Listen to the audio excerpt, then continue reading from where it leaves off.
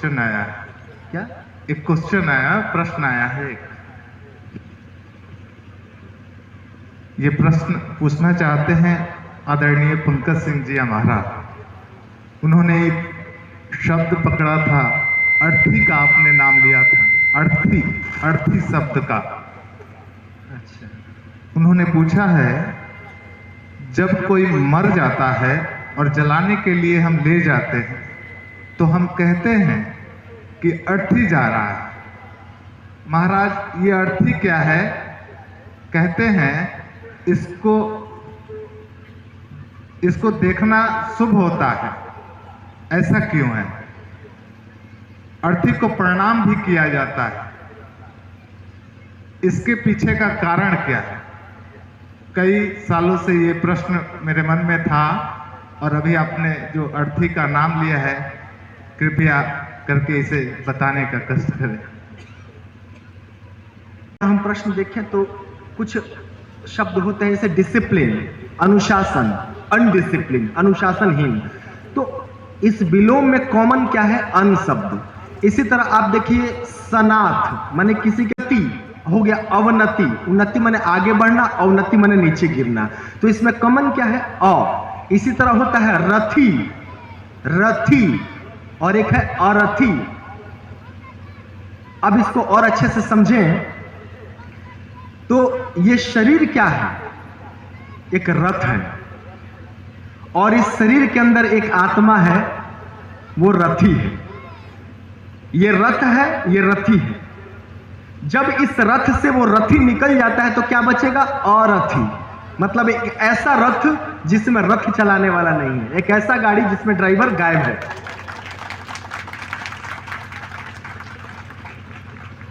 तो इस रथ से रथी निकल गया, यानी कि इस शरीर रूपी रथ से आत्मा रूपी रथी निकल गया। तो क्या बचा? अर्थी। अब एक बात मैं आपको बताऊंगा, कठोपनिषद में एक वचन है कि आत्मा नाम रथी, आत्मा नाम रथिनम विद्धि चैव रथमेवतु। हे प्राणी, ये शरीर को तू रथ जान और इसमें बैठे आत्मा को तू रथी जान। और जैसे ही शरीर से रथ निकल जाए तो तू अर्थी हो जाएगा। अब आपने पूछा है कि इसे देखना शुभ क्यों है? भाई ऐसा है कि जब ये अरथी आपके सामने से गुजर रहा हो और उस वक्त आपके मन में ख्याल आ जाए कि भैया जिस दिन इस रथी से रथ से रथी निकल जाएगा तो क्या गति होगी। इसीलिए समय रहते हर व्यक्ति को यह जान लेना है कि इस शरीर रूपी रथ को हाँकना कैसे है, किस दिशा में हाँकना है।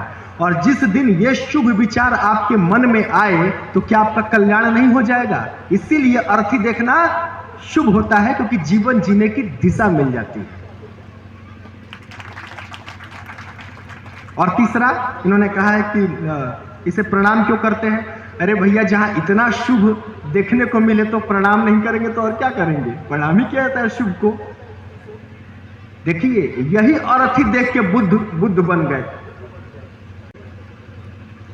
और कुछ और भी क्वेश्चन तो एक और है, एक ले लें क्या? और क्वेश्चन बोल दीजिए जल्दी से, छोटा हो तो।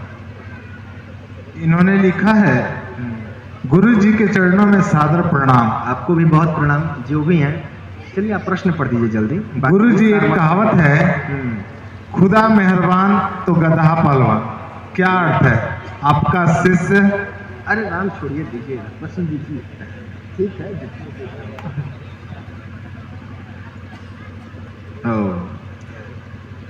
लिख रहे हैं कि गुरु जी, खुदा मेहरबान तो गधा पहलवान। वाह भाई, राम कथा में आगे ही सीखे, कोई बात नहीं। देखिए, बहुत सारे ऐसे शब्द हैं जिनका बिगड़ा हुआ रूप हमें मालूम है। जैसे कहते हैं बड़ा संभ्रांत परिवार है। अब संभ्रांत का अर्थ जानते क्या है? जो सम्यक रूप से भ्रम में हो, मतलब दो चार आदमी समान रूप से भ्रम में हो। उनको क्या करना है क्या नहीं करना है यही नहीं पता है, ब्रह्म है, उनको हम संभ्रांत कहते हैं। जब त्रेता युग था तो जो लोग साधना करते थे, तप करते थे, जप करते थे, उनको श्रेष्ठ कहा जाता था। तब त्रेता युग का प्रधान लक्षण था यज्ञ। अब कलयुग आया, अब यहां का प्रधान लक्षण है धन, तो वही श्रेष्ठ का अपभ्रंश बन गया सेठ। तो जो पहले श्रेष्ठ थे अब सेठ बन गए। अब भाई कलयुग का मेन आइटम तो उन्हीं के पास है ना, पैसा। जब सतयुग का मेन आइटम तब उनके पास था तो श्रेष्ठ थे, अब कलयुग का मेन आइटम धन उनके पास है तो वो सेठ है। इसी तरह से अगर कहा जाए कि खुदा मेहरबान तो गधा पहलवान, ये एक बिगड़ा हुआ रूप है। क्यों बिगड़ा हुआ रूप है? देखिए, ये जो मुहावरा है ये ऐसे नहीं था, खुदा मेहरबान तो गधा पहलवान। ये था ऐसे, खुदा मेहरबान तो गधा बलवान या गधा पहलवान। गधा का पहलवानी से क्या संबंध है? कोई संबंध नहीं है। और गधा एक फारसी शब्द है। गधा एक फारसी शब्द है जिसका अर्थ होता है भिखारी। आप अगर विकिपीडिया वगैरह पे अगर हो तो सर्च कर लीजिएगा, एक फारसी शब्द है गधा, एक अरबी शब्द है। गधा का अर्थ होता है भिखारी। तो वो कहते थे खुदा मेहरबान तो गधा पहलवान, यानी कि भिखारी भी बलवान और पहलवान बन जाएगा। और समय बिगड़ा और वो गधा को हम गधा कहने लगे। अब एक और बताता हूं, जैसे कहते हैं कि बहुत सारे हैं, जैसे घर धोबी का कुत्ता ना घर का ना घाट का। अब देखिए भाई, धोबी के पास यदि कुत्ता होगा तो या घर या घाट का तो होगा ही कहीं एक का। फिर क्यों कहते हैं धोबी का कुत्ता ना घर का ना घाट का? दरअसल कुत्ता था ही नहीं, असली चीज था धोबी का कुतहा, ना घर का ना घाट का। और कुतहा का मतलब होता है लकड़ी का ठोका हुआ खूंटी, इसका अर्थ होता है। और धोबी लोग पहले अपने घर के बाहर एक लकड़ी का खूंटी रखते थे जिस पर मैले कपड़े रखते थे और उस कपड़े को ले जाते थे और धो के लाके फिर उसी पर रखते थे। तो वो जो खूंटा था ना वो घर में रहता था ना घाट पर जाता था, घर के बाहर रहता था। तो कहते थे धोबी का कुतहा, ना घर का ना घाट का। अब वो कुतहा बिगड़ के कुत्ता हो गया।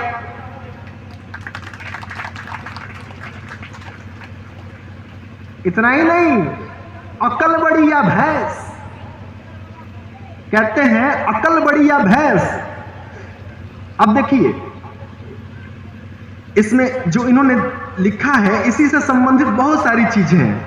अभी मैं अगर नाम लूं तो एक इन्होंने लिखा है, लेकिन ये बहुत सारी चीजें इसमें आती हैं। अकल बड़ी या भैंस कहें हम तो देखिए, भैंस क्या था? भैंस नहीं था, वो था वयस। वयस का अर्थ होता है उम्र, और फिर ये वयस कुछ दिन बाद बन गया वयस, और वही वयस का टूटा हुआ शब्द बन गया वयस्क, मतलब जवान, उम्र दराज। नहीं कहते हैं कि 18 साल का हो गया भाई आप तो वयस्क हो गए। तो वो भैंस नहीं था, तो हुआ अकल बड़ी या उम्र, ये होता था। अकल बड़ी या वयस, माने वयस मतलब उम्र, तो अकल बड़ी है या वयस, यानी कि उम्र बड़ा है। अब वो वयस बना, वयस से वयस्क बना, फिर वो बन गया भैंस। तो हम कहते हैं अकल बड़ी या भैंस। इसीलिए मैं कहता हूं ना, ज्यादा लोगों को क्या बोलते हैं मालूम ही नहीं है ना। तो शब्द ब्रह्म होते हैं, इनके अपने अपने मतलब है। और कोई सवाल मत निकालिए, समय हो गया है।